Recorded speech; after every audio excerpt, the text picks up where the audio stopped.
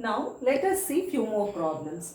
Simplification. So we have already done such kind of problems, but let me explain this problem. 1 by 3 plus 2 by 4 plus minus 1 by 2 plus 6 by 6. Now as you all know, when the denominators are not the same, you need to take the LCM of the denominators. When I took the LCM of all of them, it is nothing but 12. You can also check. Now I have to make the denominators equal to the LCM, which is 12. So when I have multiplied 3 with 4, then 4 with 3, 2 with 6 and 6 with 2. Same way I have taken the numerators and multiplied. Further, when I simplified, it is 4 plus 6. Now here I multiplied the sign, so plus of minus is minus 6 plus 12 whole divided by 12. Now the numerators, when I calculate, 6 and plus 6 will become 0. So 12 and 4 is nothing but 16. 16 by 12 in the simplified form is nothing but 4 by 3. Now coming to the next question, this is one of the interesting question that we have, which is important for 1 mark. Is 6 by 11 the multiplicative inverse of minus 1 5 by 6? There are two ways of doing the problem. Directly you can tell the answer, or by finding the multiplicative inverse of this also you can check. So one method is take minus 1 by 1 5 by 6, convert it into improper fraction. When I converted, it is nothing but minus 11 by 6.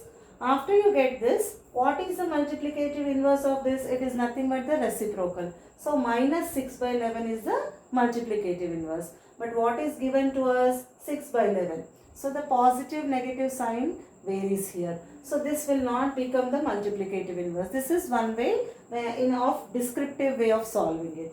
The other way, directly getting the answer is just observation. By just observation, we can say that one has positive and the other has negative value. So definitely in the multiplicative inverse, the sign will not be affected. So that point, if you remember, you need not calculate. Directly you can say, since it has got negative sign, it cannot be the multiplicative inverse. 6 by 11 is positive.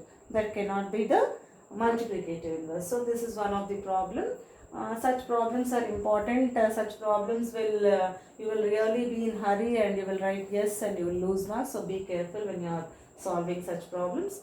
Now coming to the next question, one more question is identifying the property. So how to identify the property? Again you go back to the property chart which was given. So you can easily identify. Minus 4 by 5 into 5 by minus 4. The product is given equal to 1.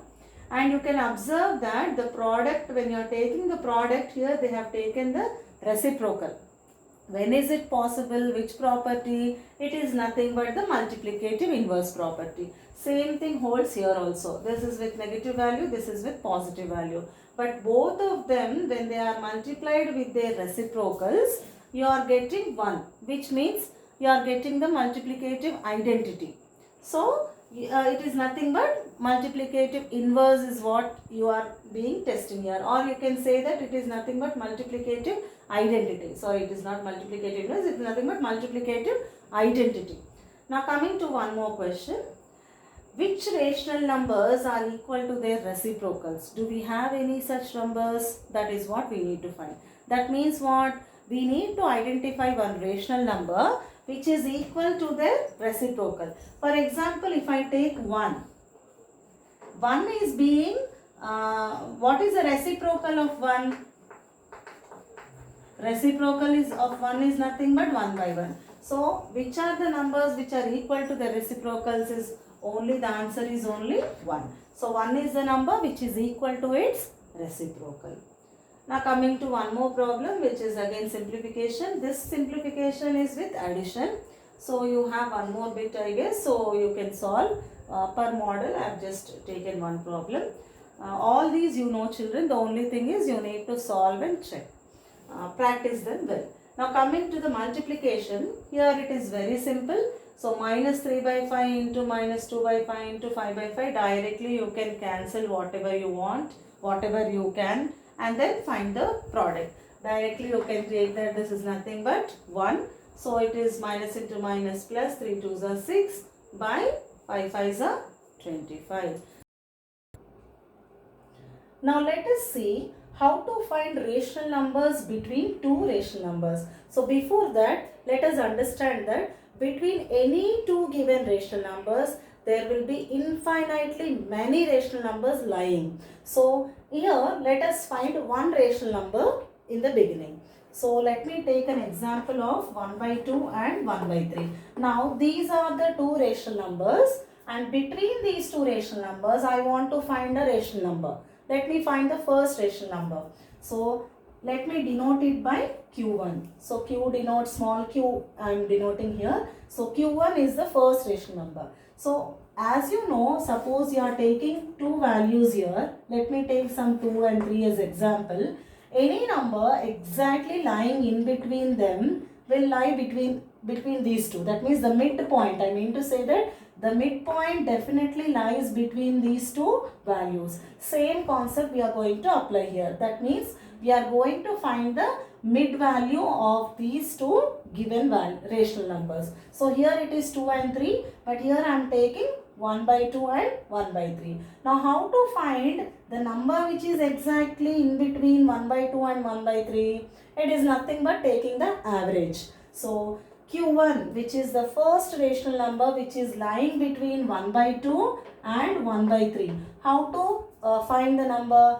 Add both of them and divide by 2. So that is the rule that we apply for average. So here I am taking half of it and taking the addition of these two.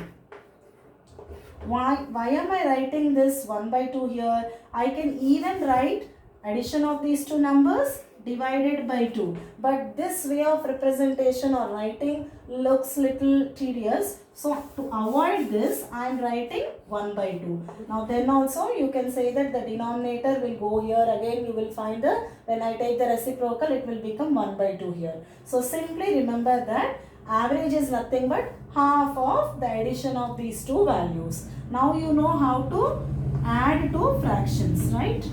So addition of these, 3 2s are 6, 6 is the denominator. So simply 3 plus 2 here. So what am I getting here? 1 by 2 multiplied by 5 by 6. So the number here would be 5 by 12.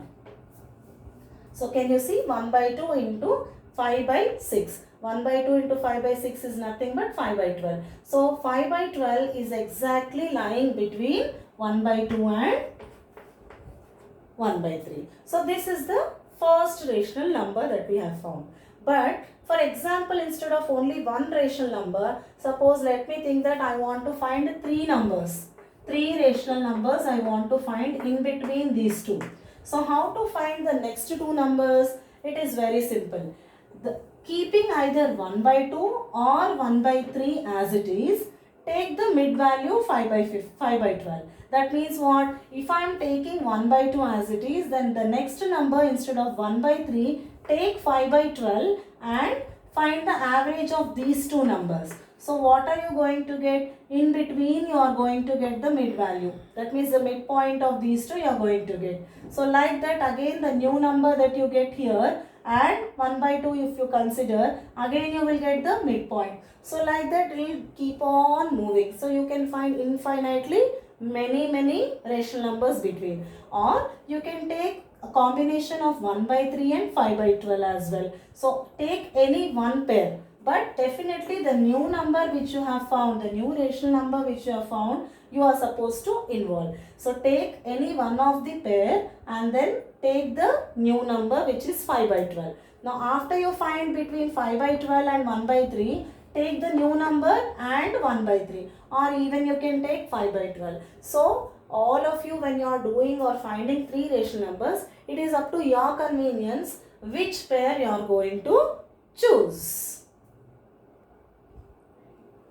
Now let us see the second rational number which is lying between the numbers. Now here we got the first rational number as 5 by 12. Now again the average, that is half of 5 by 12, and I am taking the next value, that is the second value. I am finding between the new number and 1 by 3. So if I take the addition of 5 by 12 and 1 by 3, I am going to take LCM, and then 9 by 12 is the fraction that I would get. So 9 ones and 12 twos. So 9 by 24 is the second rational number. Now again I have to take the average of 9 by 24, and again I am choosing 1 by 3 as a pair. So this will give me the third rational number. So half of 9 by 24 plus 1 by 3. Again when I calculate the sum, it is 17 by 24. So finally you are going to get 17 by 48 as a third rational number. So not only three rational numbers,